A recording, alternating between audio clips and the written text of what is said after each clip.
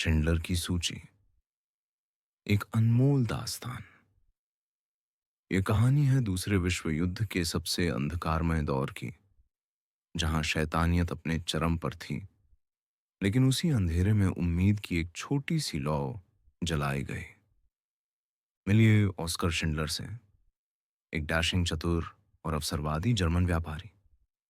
वह पोलैंड के क्राको शहर आता है, जिसका एकमात्र मकसद है नाजी सत्ता का फायदा उठाकर बेतहाशा पैसा कमाना। वह नाजी अधिकारियों को तोहफे देता है, उन्हें शराब पिलाता है और जल्द ही एक इनेमल फैक्ट्री खोल लेता है। अपने मुनाफे को बढ़ाने के लिए वह यहूदी मजदूरों को काम पर रखता है, क्योंकि वे सस्ते होते हैं। उसका काम एक बुद्धिमान यहूदी अकाउंटेंट इत्जाक स्टर्न संभालता है।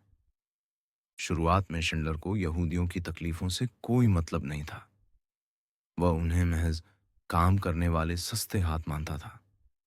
लेकिन धीरे धीरे जब वह नाजी कमांडर अमोन गोत की क्रूरता देखता है, जो अपनी बालकनी से खड़े होकर निहत्थे यहूदियों पर गोलियां बरसाता है, तो शिंडलर के अंदर कुछ टूट जाता है।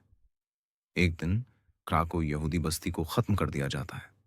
उस भयानक मंजर को देखकर, जहां गलियों में लाशें बिछी थीं और एक लाल कोट वाली छोटी बच्ची अकेली घूम रही थी, शिंडलर का दिल हिल जाता है। उस पल व्यापारी ऑस्कर मर गया और इंसानियत जिंदा हो गई। अब उसका मिशन पैसा कमाना नहीं, बल्कि जिंदगियां बचाना बन गया। वह अपनी पूरी दौलत को हथियार बनाता है। वह गोद को हीरे, शराब और महंगी वस्तुएं देकर रिश्वत देता है। वह नाजियों को समझाता है कि उसके यहूदी मजदूर युद्ध के लिए जरूरी हैं, जबकि उसकी फैक्ट्री में असल में कोई खास काम नहीं होता था। और फिर आता है वह निर्णायक क्षण, जब यहूदियों को ऑशविट्ज के यातना शिविर भेजने का आदेश आता है। शिंडलर और स्टर्न मिलकर एक सूची बनाते हैं, शिंडलर्स लिस्ट। इस सूची में उन सभी 1200 यहूदियों के नाम थे, जिन्हें शिंडलर ने अपनी सारी दौलत पाई पाई खर्च करके मौत के मुंह से खरीदा था। अंत में जब युद्ध खत्म होता है और शिंडलर को भागना पड़ता है, तो वह अपने बचाए हुए 1200 लोगों के सामने फूट फूट कर रोता है। वह अपने कोट पर लगे सोने के पिन को देखकर अफसोस करता है, अगर मैं यह बेच देता तो एक और आदमी की जान बच जाती।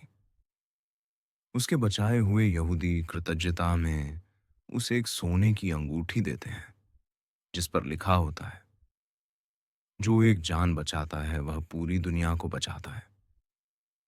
यही है ऑस्कर शिंडलर की अविश्वसनीय कहानी, जो दिखाती है कि सबसे भयानक समय में भी एक व्यक्ति का साहस और करुणा 1200 जिंदगियों के लिए उम्मीद की रोशनी बन सकती है।